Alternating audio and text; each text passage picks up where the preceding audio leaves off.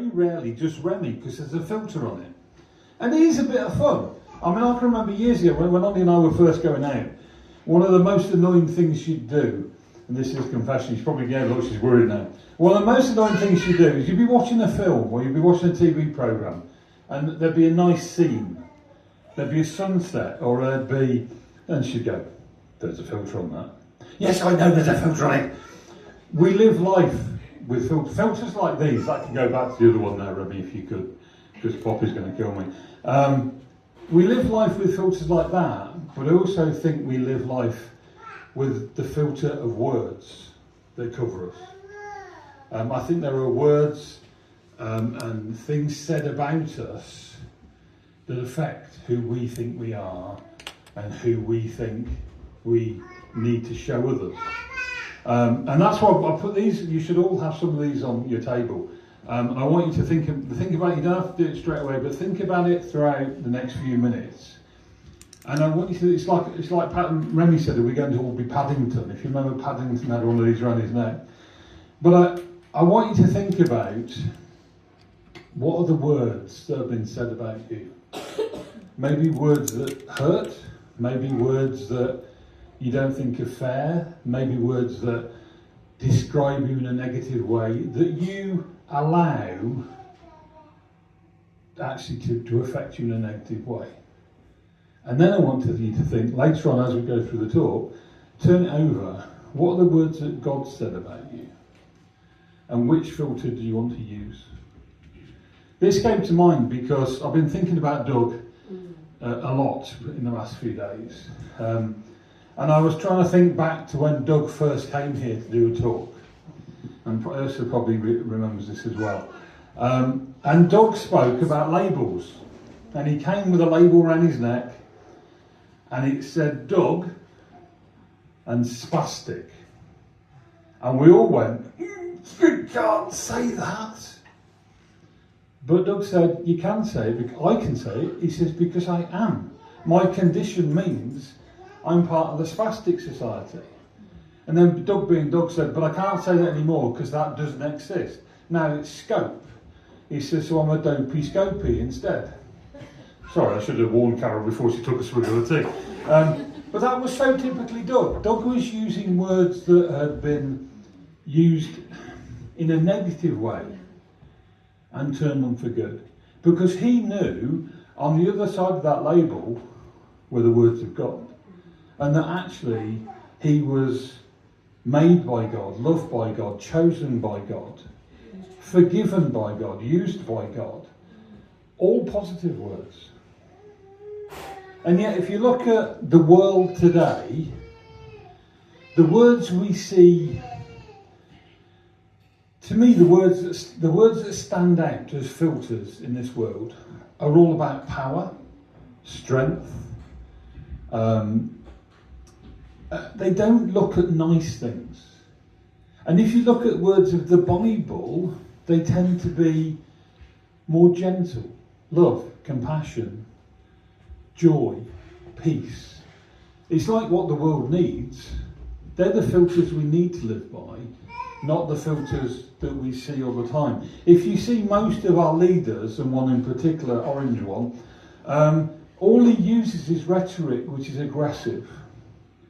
We see words like, we're going to be strong, we're going to make things strong again, we're going to be powerful, we're going to be resilient, we're going to be robust. Actually that's great, but it's not what people will remember us for. We need to be peaceful, joyful, compassionate to others, loving, gentle, kind, the fruit of the Spirit. And actually I want you to think about that as we go forward. Because we live in a world where everything is about being the best, the most, watching the Winter Olympics, aren't we? How many of us have sighed when somebody's come fourth?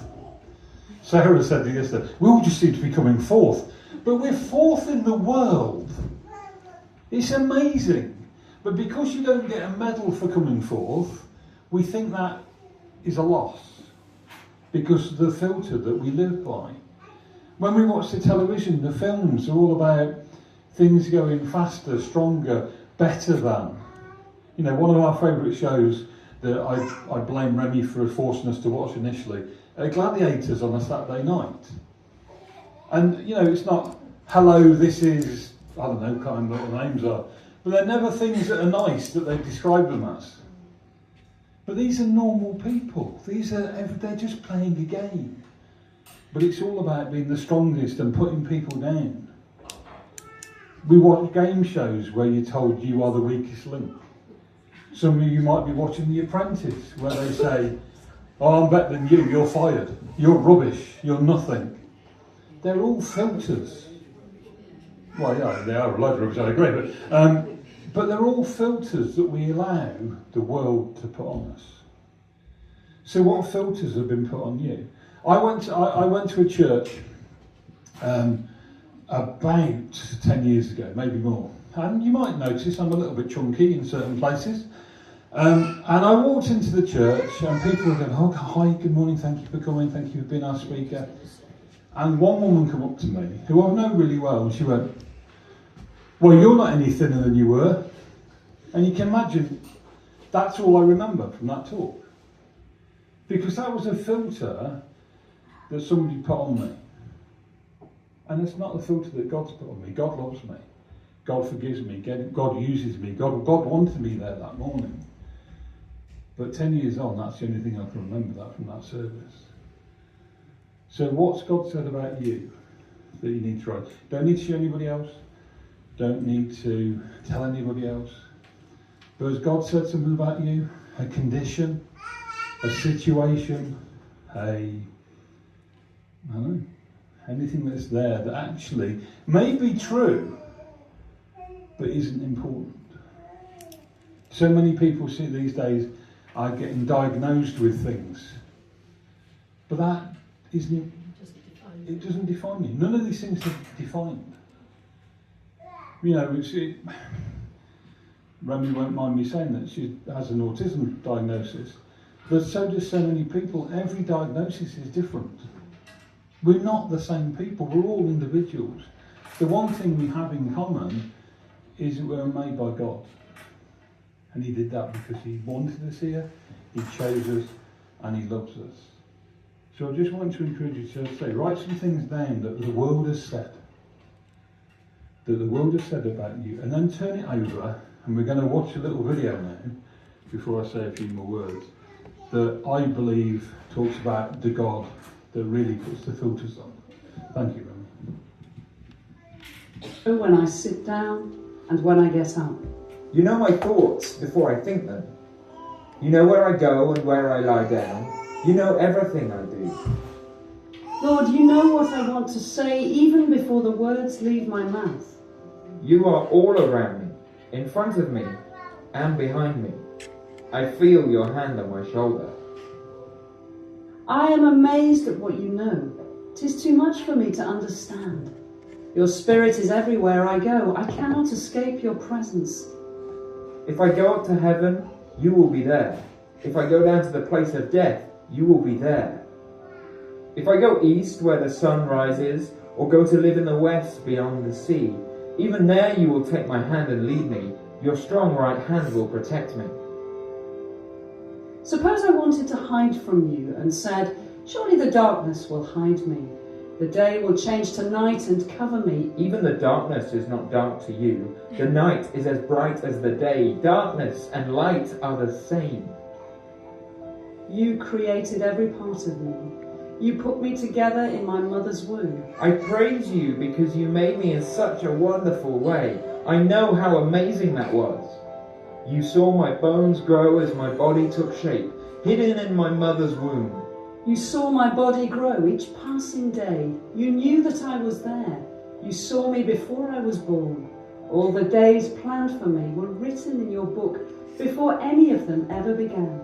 Your thoughts are beyond my understanding. They cannot be measured. If I could count them, they would be more than all the grains of sand. And when I wake up, I am still with you.